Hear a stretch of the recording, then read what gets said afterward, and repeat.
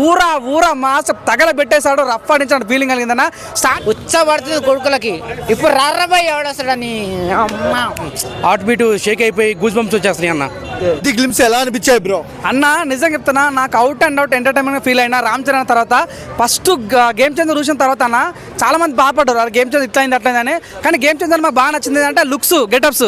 కానీ ఇక్కడ చూస్తే నాటు కోడి నిజంగా ఉంటుంది చూడన్న, ఆ నైజం కనిపించింది. ముక్కు పుడక కానీ, ఆ గెటప్ కానీ, ఆ దుంకటాలు కానీ, బ్యాట్ కొట్టుకునే స్టైల్ కానీ, ఆ ముందుకొచ్చే షాట్ కొట్టటాలు కానీ. స్టార్టింగ్లో ఒక డైలాగ్ చెప్పాడన్న, నిజం ఒక్కటే జీవితము, పెద్ద లైఫ్ ఇది, చిన్న ఒక్కటే పని చేయడానికి మనం మనుషులము. ఆ డైలాగ్ వాడింది చూడన్న, ఎంత బాగా మోటివేషన్ కలిగిందన్న.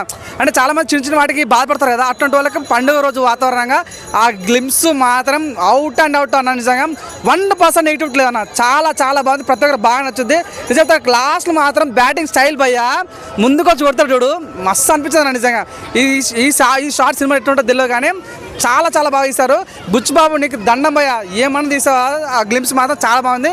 నాకు వచ్చిన ఇన్ఫర్మేషన్ అన్న, ఈ సినిమాలో శివరాజ్ కుమార్ ఉన్నట, మన మున్నాబాయ్ మిర్జాపూర్ విలన్ మున్నాబాయ్ ఉన్నట, ఇంకా ఇందాక మన చరణ్ ఒక అబ్బాయి చెప్పిండు ఈ సినిమాలో ఎంఎస్జన్ కూడా ఉన్నట. చెప్తున్నా ఎంఎస్జన్ సినిమాలో ఉండాలి కానీ చెప్తున్నా, పెద్ద మాత్రం ప్రపంచాన్ని నిలబోయే సినిమానా.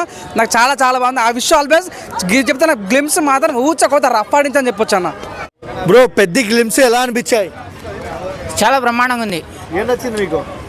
నచ్చింది, బ్యాట్ నచ్చింది, బాల్ నచ్చింది. ఇంకా వేసుడే కొట్టుడే, ఏదైనా భూమి మీద ఉన్నప్పుడే చేయాలా, పైకి పోయినాక ఏం చేయలేం అనేది ఒక డైలాగ్ వదిలిండు, అది వాస్తవమే. ఏదైనా కానీ అబ్బాయిలు ఏదైనా కానీ భూమి మీద ఉన్నప్పుడే చేయాలి. మాస్ లుక్ లో ఎలా అనిపించారు చరణ్ అన్న?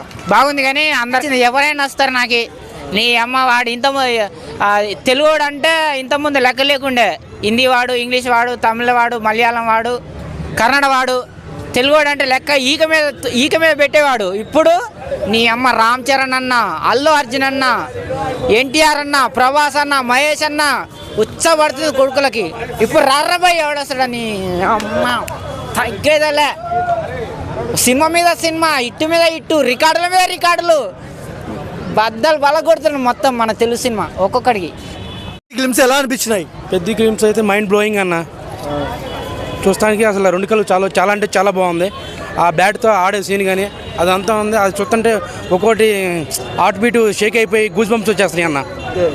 రామ్ చరణ్ మాస్ లుక్ ఎలా అనిపించింది? మాస్ లుక్ అంటే మాస్ లుక్ కదన్న, అది ఓవర్ మాస్ లుక్ అన్న.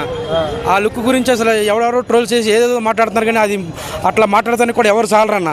పుష్ప కాదు కదా, రంగస్థలానికి మించి ఇంకా అంతకంటే చాలా బాగుందన్న గెటప్. ఇక బుచ్చిబాబు పేరు నిలబెట్టుకున్నాడా? బుజ్జిబాబుకి ఇది ఒక అవకాశం అనే చెప్పుకోవచ్చు అన్న. బుజ్జిబాబు గారికి ఇది ఒక అవకాశం అనే చెప్పుకోవచ్చు.